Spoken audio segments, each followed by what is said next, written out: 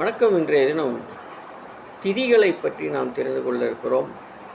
பஞ்சாங்கத்தை பார்த்து செயல்படுவன் எஞ்ஞான்றும் தோற்பதில்லை என்று ஒரு வாசகம் உண்டு. ஒரு செயலை செய்ய தொடங்கும் போது அதற்குரிய நாளை கணக்கிட்டு தொடங்கினால் அந்த செயல் நல்ல விதமாக முடியும். பஞ்சாங்கம் 5 உறுப்புகளை கொண்டது. 1 வாரம், 2 திதி, 3 கரணம், 4 நட்சத்திரம், 5 யோகம். திதி என்பது என்ன?